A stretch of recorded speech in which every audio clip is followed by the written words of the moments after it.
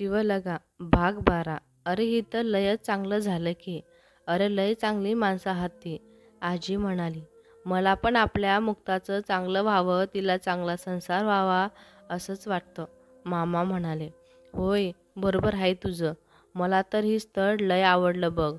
बघ त्यांना पाठदिशी त्यांना होकार कळूया का? आजी बोलली. अगं पण आधी मुक्ताला तर सांगायला पाहिजे ना. तिला पसंत आहे की नाही ते विचारायला पाहिजे. शेवटी संसार तिलाच करायचा. मामा म्हणाले. अरे पण तिला काय कळतं त्यातलं? आणि आपण काय तिचं वाईट करणार आहे की काय? माणसं चांगली आहात म्हणून तर होकार देणार आहे ना. आजी बोलली. अगं होय, पण आज सकाळ सकाळी चर्चा लागली. मामी बाहेरून येत म्हणाल्या. अगं आपल्या मुक्तासाठी एक स्थळ आलंय. काल ते पाहुणे बघायला आले होते ना, त्याचाच भाऊ आहे.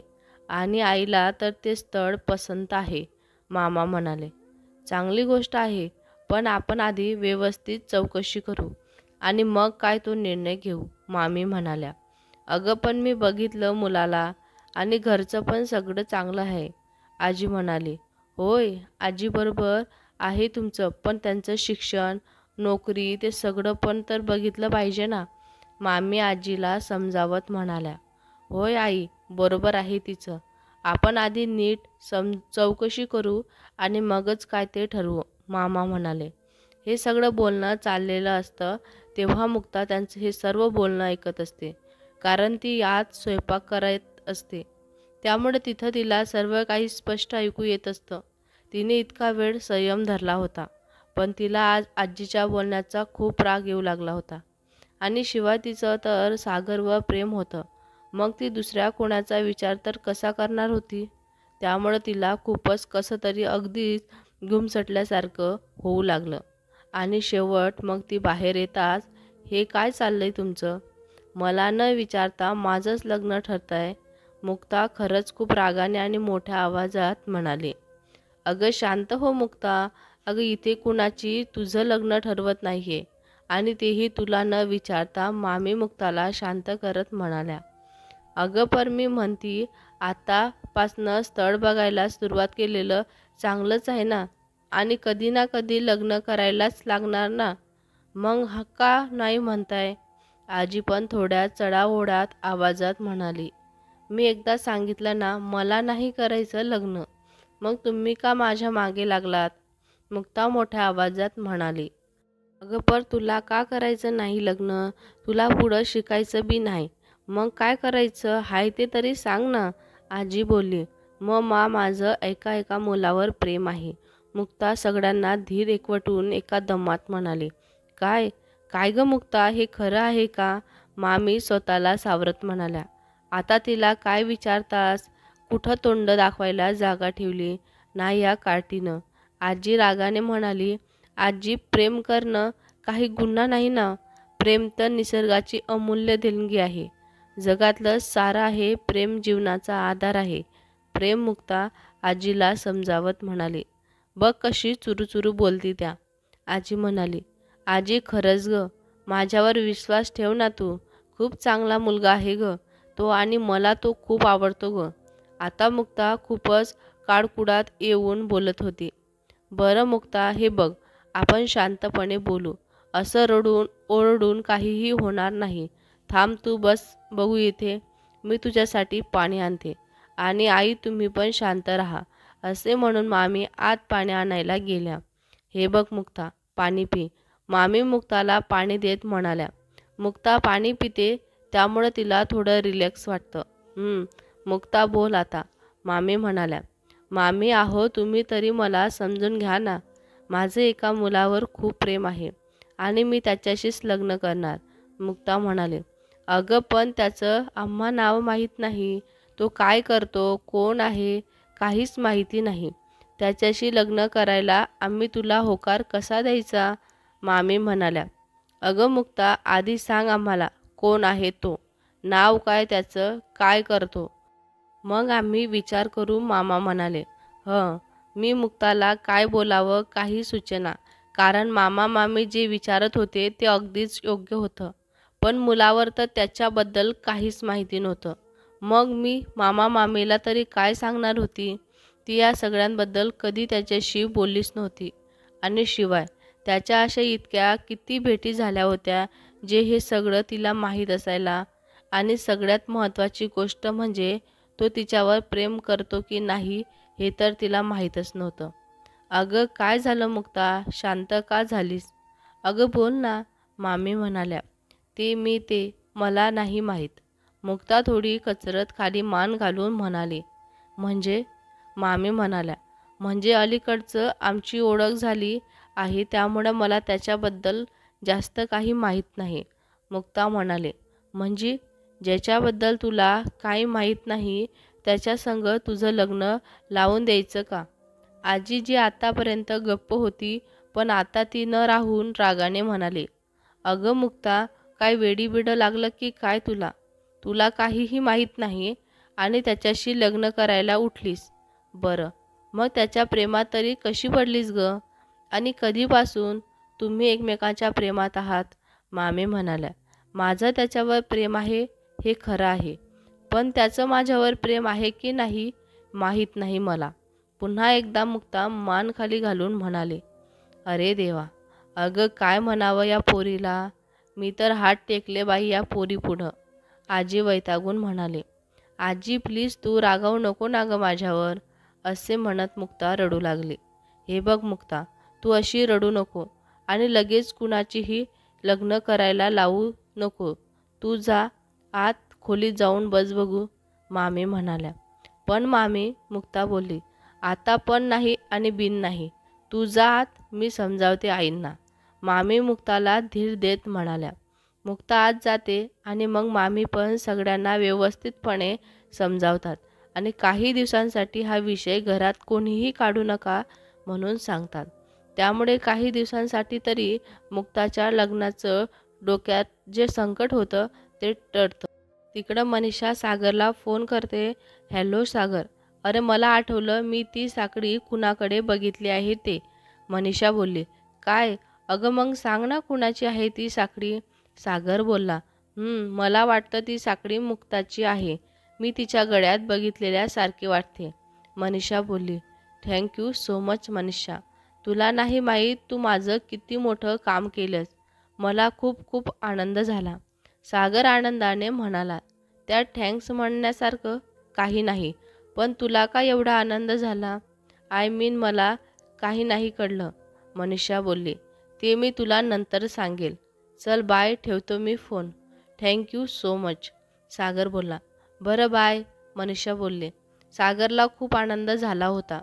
आज त्याचा आनंद गगनात मावत नव्हता. त्याला काय करू की काय नको असं झालं होतं. अक्षरशः आनंदाने तो उड्या मारत होता. फायनली मला माझी चिऊ भेटली. I love you Chiu, really I love you.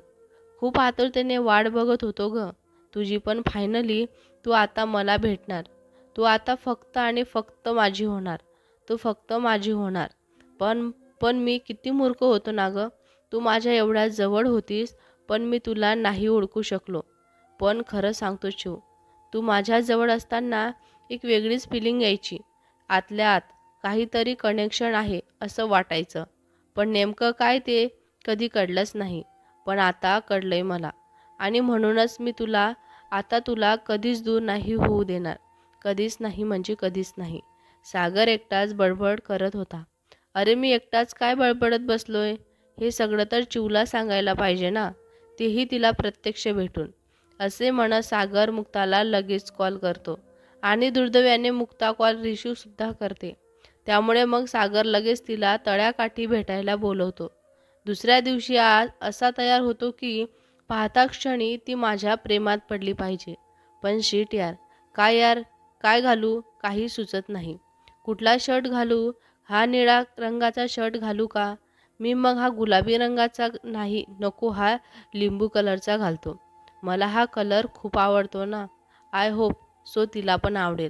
असे म्हणत सागर मस्त त्याच्या आवडीचा शर्ट घालून तयार होतो आणि मग केस मस्त लजेत व्यवस्थित सेट करतो आणि शेवटी मस्त सुवासिक असा परफ्यूम मारून डोळ्यावर गॉगल चढवतो आणि फायनली आपल्या सागर मुक्ताला गुलाबाचं फूल घेऊन मुक्ताला भेटायला जाण्यासाठी तयार होतो. झालं ना, की आणखीन काही बाकी आहे? नक्की काही राहिलं तर नाही ना? सागर आरशात बघत म्हणाला.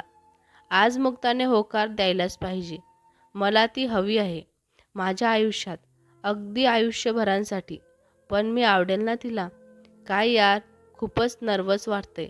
एवढं टेन्शन तर परीक्षेच्या वेळीसुद्धा आलं नव्हतं. बरं, चल आता सागर. उगाच लेट नको व्हायला. ती एका तासभरात येत म्हणाली होती.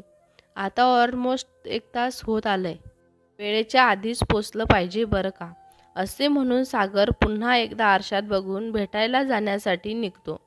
थोड्याच वेळात सागर तळ्याकाठी पोचतो. पण अजून मुक्ता तिथे आलेली नसते. त्यामुळे बरं झालं. मला उशीर तर नाही झाला ना, असे म्हणत तो सुटकेचा निश्वास सोडतो. कशाला बोलावलं असेल सागरने मला भेटायला? त्याला पण मला जे त्याच्याबद्दल वाटतंय तेच त्याला वाटत असेल का? की आणखीन काही असेल? काही दुसरं कारण तर नसेल ना? तो पुण्याला तर चालला नसेल ना? नाही नाही, नसेल असं काही. मी उगाच काहीही विचार करते. आणि शेवटी त्याला भेटल्याशिवाय कसं जाणार ना मला? त्यासाठी मला भेटायला तर हवंच ना. पण त्याने फक्त मलाच भेटायला का बोलावलं असेल? तेही इतकं अर्जंट? काही सांगायचं असेल का? ते स्पेशलवालं?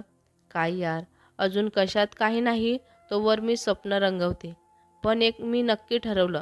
त्याने त्याच्या भावना सांगू अथवा न सांगू, पण मी माझ्या मनातलं आज त्याला नक्कीच सांगणार. भले मग त्याचा होकार असो वा नसो. मी सांगितल्यामुळं मला कळेल तरी त्याच्या मनात काय आहे ते. नाहीतर मी उगाच आपली स्वप्न रंगवत बसवायचे आणि तो डायरेक्ट त्याच्या लग्नाची पत्रिका हातात ठेवायचा नाही. नाही, हे काय बोलते मी? असं नाही व्हायला पाहिजे. नाही, मी असं नाही होऊ देणार. तू पण ना, काय एकटीच बडबडत बसते मुक्ता? चल आवर लवकर, तो पोचलाही असेल. असे म्हणत मुक्ता पटकन तिचा आवडता गुलाबी रंगाचा ड्रेस घालून छान तयार होते. छोटीशी टिकली, थोडंसं काजळ आणि हलकासा मेकअप, त्यामुळं ती आज खूपच सुंदर दिसत होती. आज सागर तर तिला बघून शॉकच होणार होता. शेवटी मग परत एकदा ती आरशात बघत स्वतःलाच डोळा मारते आणि क्लीज देऊन जायला निघते. "काय ही मुक्ता, किती वेळ लावतेस? कधी येणार आहे ही? मला नाही आता धीर धरवत. कधी एकदा तिला भेटावं असं झालंय. का कळत नाही मुक्ता तुला? प्लीज ये ना गं लवकर." असे म्हणत सागर इकडून तिकडं फेऱ्या मारत असतो आणि शेवटी मग वैतागून तिला कॉल करतो. सागर, "हॅलो मुक्ता, अगं कुठं आहेस? ये ना लवकर, केव्हाची वाट पाहतोय." मुक्ता, "अरे हो हो सागर, अरे मी येतीच आहे. आत्ता घरातून निघले. पोचेल थोड्या वेळात." सागर, "बरं ये लवकर, तुझी आतुरतेने वाट पाहतोय." मुक्ता, "अरे पण तू सांगितलं नाहीस, तू मला एवढ्या घाईघाईत का बोलावलं ते?" सागर, ते मी तुला भेटल्यावरच सांगतो. फक्त तू लवकर ये." मुक्ता, "बरं ठीक आहे, भेटल्यावर सांग. Okay bye." म्हटले, "भेटल्यावर बोलू." मुक्ता, बाय. सागरला आज सगळं काही सांगणार म्हणून मुक्ता पण खूप आनंदात असते. तो आनंद अगदी तिच्या चेहऱ्यावर उठून दिसत होता. तिला कधी एकदा त्याला भेटावंसं असं झालं होतं. पण तो काय म्हणेल, असं रिॲक्ट करेल अशी मनात थोडी धाकधूकसुद्धा होती. पण तरीही तिच्या सांगण्याचा निश्चय आज पक्काच होता. "सागर, तुला मला समजून घेशील ना रे? माझा राग तर नाही ना येणार तुला? आणि मग त्याच्या रागावर भरात तू आपली मैत्री तर तोडणार नाहीस ना रे?" "नाही, नाही, असं नाही झालं पाहिजे." "नाही, पण ते काहीही असो, मी आज तुला सांगणार म्हणजे सांगणारच. आणि तुझा जर नकार असेल तर कायमची तुझ्या आयुष्यातून मी निघून जाईल. परत कधीही तुला नाही भेटणार. मी तुझ्या निर्णयाचा मान ठेवेल." "अरे मी हा काय विचार करते?" "अरे," म्हणत मुक्ता स्वतःच्या डोक्यात टपली मारत आणि पुढं चालू लागते. आज तिला काहीच मिनिटाचा रस्ता कितीतरी किलोमीटरचा भासत होता. निम्मे अंतर तरी पार झालं आणि थोडाच वेळ आणि मग तू माझ्यासमोर असशील. मुक्ता असे म्हणत असते. तेवढ्यातच तिला दिशाचा फोन येतो. दिशा, "हॅलो मुक्ता, अगं कुठं आहेस?" मुक्ता, "अगं मी जरा बाहेर आले, येईन ना थोड्या वेळात." दिशा, "नाही मुक्ता, थोड्या वेळात नाही, तू आत्ताच्या आत्ता ये." मुक्ता, अगं पण काय एवढं अर्जंट काम आहे? मी येते म्हटले ना, दिशा म्हणाले. आता कसं सांगू तुला मुक्ता? मुक्ता काही प्रॉब्लेम आहे का दिशा? आणि तुझा आवाज असा का येतोय? दिशा जाऊ देते. तुला आता सांगावयाचं लागेल. मुक्ता अगं काय सांगायचं? अगं सांग ना लवकर प्लीज. माझा जीव इथे टांगणीला लागलाय. दिशा बरं. ऐक मुक्ता. आपली स्वातीताई आपल्याला सोडून गेली. मुक्ता काय? हे काय बोलतेस तू? दिशा असं कसं होऊ शकतं? नाही हे शक्यच नाही. तू माझी मस्करी तर करत नाही ना दिशा? नाही मुक्ता मी अशी मस्करी करेल का गं? पण ते जाऊ दे. तू प्लीज ये लवकर. तुझी आजी खूप रडते गं. ती कुणाचंच ऐकत नाही. मुक्ता हो हो मी आलेच. असे म्हणत मुक्ता कसाबसा फोन कट करते आणि घरच्या दिशेने पळत सुटते. तिला या क्षणी कशाचंही भान नसतं. या क्षणाला सागर वगैरे सगळं काही ती विसरून जाते आणि कशीबशी धावत पडत घरी पोचते. घरी पोचल्यावर तिला कळतं की तिची मावस बहीण स्वाती त्यांना कायमची सोडून गेली आणि तिच्या नवऱ्याने तिला जीवे मारलं, तेही दारूच्या नशेत. बाकी मोठं असं काही कारण नव्हतं. कोणतंही भांडण नव्हतं. ती तटा नव्हता तर फक्त दारूच्या नशेत हे सगळं घडलं होतं आणि त्यामध्ये तो तर जिवंत होता. पण स्वातीताईचा मात्र थकनाक बळी गेला होता. हे सर्व ऐकून मुक्ता एकदम शॉकच झाली होती. कारण त्यांचं 2 महिन्यापूर्वीच लव्ह मॅरेज झालं होतं. मग तो असा कसा करू शकतो? तो तरी किती प्रेम करायचा स्वातीताईवर. मग दारूच्या नशेत सारं काही कसा विसरून गेला असेल तो?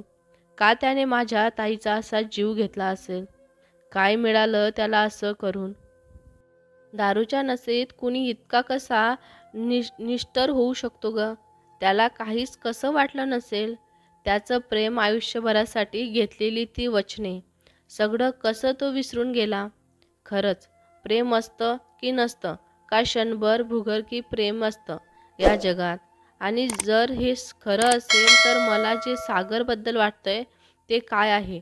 प्रेम की फक्त आकर्षक? नाही नाही, प्रेम नसतंच्या जगात. नाही माझं नाही आहे प्रेम सागरवर. ते फक्त आणि फक्त आकर्षण आहे. असं मनातल्या मनात म्हणत मुक्ता खूप रडू लागली. भेटूया पुढच्या भागात. हा भाग तुम्हाला कसा वाटला नक्की कमेंट करून सांगा. व्हिडिओ आवडला असल्यास लाईक करा, शेअर करा. नवीन असाल तर चॅनलला सबस्क्राईब करा. धन्यवाद.